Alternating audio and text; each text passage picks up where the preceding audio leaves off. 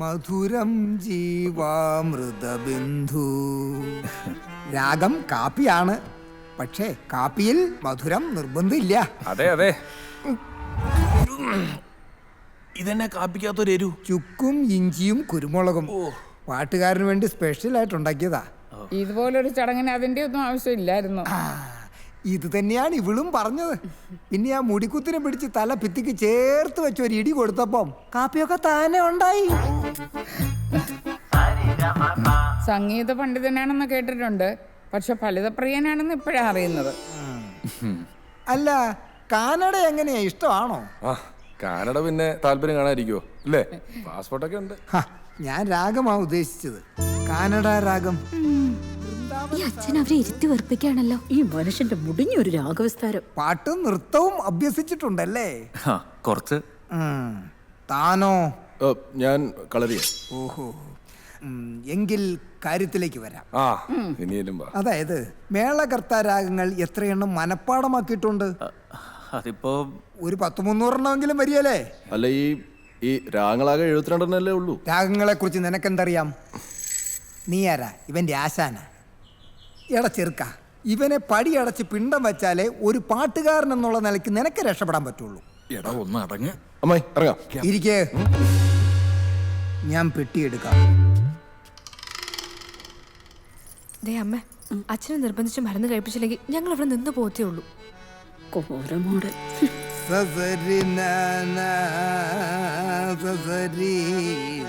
അതെ പെരുന്തച്ഛനോ? ഇരിക്കുന്നത് പെണ്ണ് കാണാൻ വേണ്ടി വന്ന എന്റെ അനിയൻ കൃഷ്ണുണ്ണിയാണ്. അല്ലാതെ നവരാത്രി സംഗീതോത്സവത്തിൽ പാട്ട് പാടാൻ വന്ന ചെമ്പൈസ്വാമി അല്ല. മനസ്സിലായി പെണ്ണിരച്ചന്? അതായത് ശരിയാൻ പോകുന്നില്ല. എടീക്ക്, ഈ കല്യാണം അങ്ങനെ നടന്ന നീ പാടി പാടി തൊണ്ട പൊട്ടി ചാവും. മംഗളം പാടിയിട്ട് ഇറങ്ങിയാ പോരെ? എന്തു പറയുന്നു? അമ്മായി, ഒരു കാര്യം ഞാൻ പറഞ്ഞേക്കാം. ഇനി കുടുംബക്കാരെ പറ്റിയൊക്കെ നല്ലോണം തിരക്കിയിട്ട് മതി ഇറങ്ങി പുറപ്പെടാൻ. അമ്മേ, അവരൊക്കെ ദാങ്ങ എത്തിയല്ലോ. എന്റെ ഭഗവതി, ഇതെങ്കിലും ഇഷ്ടപ്പെട്ടാ മതിയായിരുന്നു.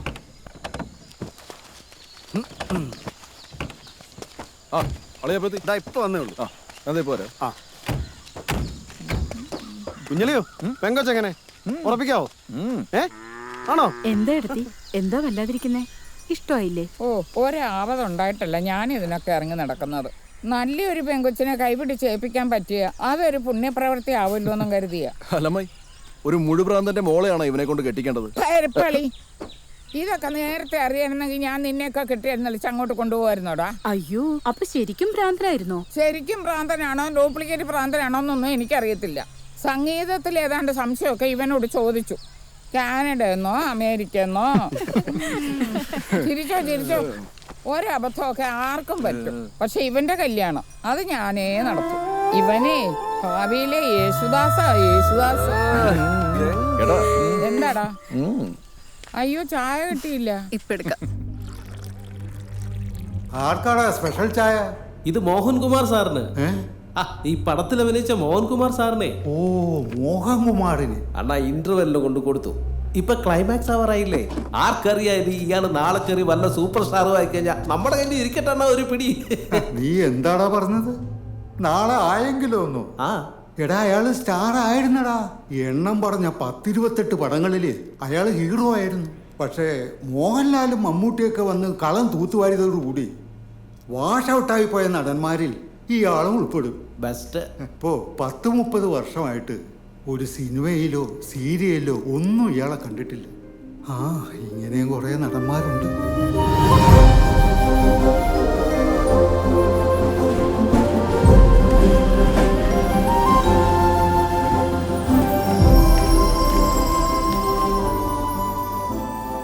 റിങ് പോകുന്നുണ്ട്, സംസാരിച്ചോളൂ. അച്ഛാ, ഫോൺ കെട്ടിയിരുന്നു അച്ഛാ. അച്ഛൻ്റെ ഭാഗത്തുനിന്ന് ചിന്തിക്കാൻ എനിക്ക് പറ്റിയില്ല. അച്ഛൻ ഒരിക്കലും നിന്നെ ശപിച്ചിട്ടില്ല. എനിക്കിതുവരെ മനസ്സിലാക്കാൻ കഴിഞ്ഞിട്ടില്ലാത്ത എന്തോ ഒരു വലിയ നിവൃത്തികേട് കൊണ്ടാണ് നീ എന്നെ വേണ്ടെന്ന് വെച്ചതെന്ന് ഞാൻ വിചാരിക്കുന്നു. പടം കൊള്ളാം, പക്ഷേ ഈ സിനിമയില് സാറിന് ചെയ്യാൻ മാത്രം വലിയ റോളൊന്നുമില്ലല്ലോ. ഈ സംവിധാനം തന്റെ എല്ലാ പടത്തിനും നായകന് സ്റ്റേറ്റ് അവാർഡ് കിട്ടും. അതുകൊണ്ട് ഇതാണ്, അല്ലെങ്കിൽ എന്റെ പട്ടി ചെയ്യും. ഇതിന് അവാർഡൊക്കെ കിട്ടും, പക്ഷേ നായകൻ അയാളല്ലേ. കഥ പറയുമ്പോ ഞാനായിരുന്നു നായകൻ.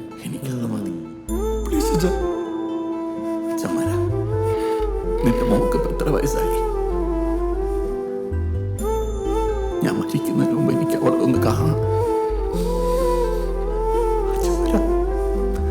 അച്ഛന്മാർ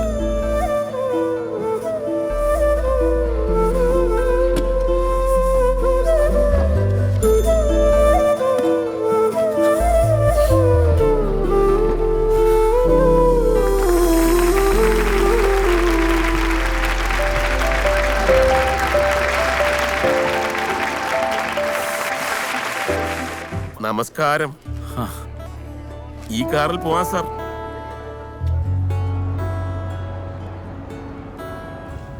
തനിക്ക് ഡ്രൈവർ ഇല്ലേ? ആ, ഒരുത്തനുണ്ടായിരുന്നു. കൂടെ നിന്ന് കുറെ കോണ്ടാക്ട്സ് ഒക്കെ ഒപ്പിച്ചേച്ച് ഇപ്പൊ സിനിമയിലെ പ്രൊഡക്ഷൻ മാനേജറായിട്ട് കൂടി. പകരം വേറൊരുത്തനെ കൊണ്ടുവന്നു. ഈ ഭാവിയിലെ യേശുദാസ് എന്നൊക്കെ പറഞ്ഞു നടക്കുന്ന ഒരു കൃഷ്ണനുണ്ണി ഇന്നേതോ പാട്ട് പരിപാടിയായിട്ട് പോയിരിക്കുക. അത് ശരി. നല്ലവനാ, രക്ഷപ്പെടുന്നേ രക്ഷപ്പെടട്ടെ. അതെ. ആ, പിന്നെ എനിക്കങ്ങനെ റെഗുലറായിട്ട് ഡ്രൈവറെ ഒന്നും ആവശ്യമില്ല. തനിക്ക് വേണമെങ്കിൽ പറഞ്ഞാൽ മതി, വിട്ടുതരാം കേട്ടോ. ഓ, താൻ ഇങ്ങോട്ടൊക്കെ വന്നിട്ട് ഒരു 4-5 കൊല്ലം ആയി കാണുമല്ലേ? അന്ന് വിജയുടെ പടം ഡിസ്ട്രിബ്യൂഷൻ എടുത്ത സമയത്ത് എന്തോ വന്നതാ. ആ, കഴിഞ്ഞ 5-6 കൊല്ലത്തിനിടയ്ക്ക് കുറച്ച് ലാഭം കിട്ടിയ പടം അതാ. അതോടുകൂടി ഡിസ്ട്രിബ്യൂഷനിലേക്ക് തിരിഞ്ഞു. അത് പതിവാക്കിയപ്പോ കാഞ്ഞിരപ്പള്ളിയിലെ തറവാട് പോയി കിട്ടി. ആ, വൈഫ് ഡോക്ടർ ആയതുകൊണ്ടും അവളുടെ വീട്ടിൽ നിന്നുള്ള സപ്പോർട്ട് ഉള്ളതുകൊണ്ടും താമസിക്കുന്ന ഫ്ലാറ്റ് നഷ്ടപ്പെട്ടിട്ടില്ല. 1 വർഷമായി ഈ കെട്ടിടത്തിന്റെ വാടക പോലും കൊടുത്തിട്ട്. അല്പം മനുഷ്യപ്പറ്റുള്ള ഒരു സിനിമാ പ്രേമിയാണ് ഇതിന്റെ ഓണർ. താൻ പിന്നെ ഭാഗ്യവാന്. പ്രൊഡക്ഷനിലോട്ടൊന്നും ഇറങ്ങാതെ കിട്ടിയ കാശ് മുഴുവൻ ബാങ്കിലിട്ട് തരക്കേടില്ലാതെ ജീവിച്ചു പോകുന്നുണ്ടല്ലോ. ഒരു കാലത്ത് ഞാൻ ധൂർത്തടിച്ചിട്ടില്ല. ഉള്ളതുകൊണ്ടൊക്കെ സന്തോഷമായിട്ട് അങ്ങ് പോവും. പിന്നെ ചില്ലറ ബിസിനസ്സൊക്കെ പൊട്ടിയത് തനിക്കറിയാമല്ലോ. ചില്ലറയല്ലേ പൊട്ടിയുള്ളൂ. നമ്മളെ പോലെ തറവാടൊന്നും കൊണ്ട് കളഞ്ഞില്ലല്ലോ. ഒരു ചായ എടുക്കട്ടെ? കട്ടനേ ഉള്ളൂ. ശരി. ആ, ഈ സാമ്പത്തിക ഭദ്രത വലിയൊരു സമാധാനമാണ് മോഹൻ. ആ, നേരത്തെ എത്തിയല്ലോ. വാ, മനസ്സിലായോ? അരുൺ രാജീവ് ചെയ്ത 2 പടവും 100 ഡേയ്സ് അടിച്ച സംവിധായകന്. അറിയാം. ഒരു ഗംഭീര സ്ക്രിപ്റ്റ് കയ്യിലുണ്ട്. ട്രെയിനിൽ വെച്ച് പരിചയപ്പെട്ടപ്പം എന്നോടൊരു ത്രെഡ് പറഞ്ഞു. ഇനി വേറൊരുത്തനോട് മിണ്ടി പോകരുത്, എത്രയും പെട്ടെന്ന് സ്ക്രിപ്റ്റ് ആക്കാൻ പറഞ്ഞിട്ട് ഞാൻ കയറി അങ്ങ് വട്ടം പിടിച്ചു. ഒരു ചായ ആകാല്ലേ? സർ, സിനിമ ഞാൻ കണ്ടിരുന്നു. ഗംഭീര പെർഫോമൻസ് ആയിരുന്നു. സാറിന് എന്തായാലും ഒരു അവാർഡ് ഉണ്ട്, ഐ ആം ഷുവർ. വിളിക്കുന്നവരെല്ലാം ഇത് തന്നെയാ പറയുന്നല്ലേ, ദൈവം വലിയവനാണ്. കാത്തു കാത്തിരുന്നാണേലും ഇങ്ങനെ ഒരു ക്യാരക്ടർ കിട്ടാനും അത് തന്നെ കൊണ്ട് പൊലിപ്പിക്കാനും കഴിഞ്ഞിട്ടുണ്ട്.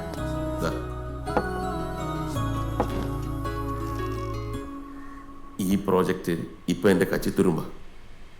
തന്റെ പടത്തിൽ അഭിനയിച്ചില്ലേ പുതിയ നായകൻ കൃപേഷ്? പുള്ളിയുടെ ഒരു അപ്പോയിന്റ്മെന്റ് കിട്ടിയിട്ടുണ്ട്. ഓ, എങ്ങനെയെങ്കിലും സമ്മതിപ്പിച്ചെടുക്കണം. എല്ലാം ശരിയാവും പ്രകാശ്. പുലരി പിക്ചേഴ്സിന് വീണ്ടും ഒരു പൂക്കാലം വരും.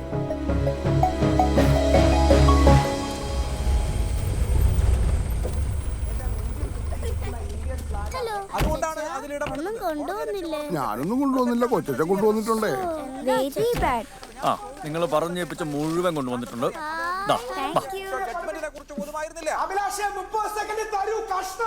എന്താ അഭിലാഷേ കൊടുക്കണ്ട മോനെ അഭിലാഷേ? ആ, വെറും 30 സെക്കൻഡ് അല്ലേ, കൊടുക്കണ്ട അഭിലാഷേ. കുളിക്കാൻ ചൂടുവെള്ളം അഭിലാഷത്ത് കൊടുക്കുന്നേ.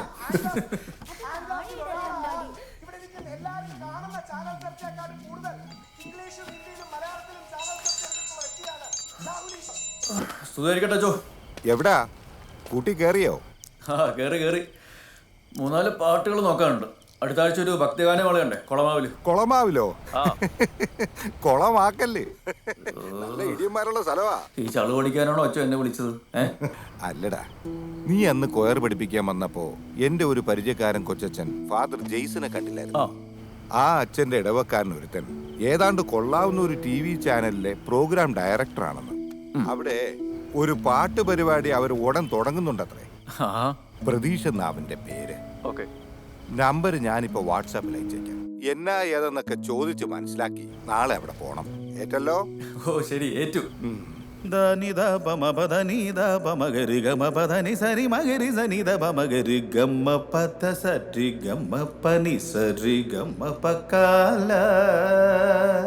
പക്കയായിരുന്നു. ഇവിടെ പേരും സൈനും. ഓക്കെ ആണോ നോക്കൂ. ഈ പ്രോഗ്രാം പ്രൊഡ്യൂസർ പ്രതീഷ് അകത്ത് കൺസോളുണ്ട്. സർ സർ കണ്ടസ്റ്റന്റ് ആണോ? അതെ. കുട്ടി പാടാൻ വന്നാണോ? പണ്ട് ഞങ്ങളുടെ കോളേജിൽ സർ മലയാളം ഗ്രൂപ്പ് സോങ് പഠിപ്പിക്കാൻ വന്നിട്ടുണ്ടായിരുന്നു. ഞാൻ ഈ സമയമുള്ളപ്പോൾ വെറുതെ സമയം കളയാൻ വേണ്ടി. ഹലോ, ഇവിടെ നിന്ന് പഞ്ചാര അടിക്കാതെ അകത്തേക്ക് ഇല്ല. അല്ല, എനിക്കിവിടെ ആരെയും പരിചയമില്ല. ഈ പ്രോഗ്രാം പ്രൊഡ്യൂസർ പ്രതീഷിന്റെ ഫ്രണ്ടാ. ഡോ ശരി, അടുത്ത ആള്.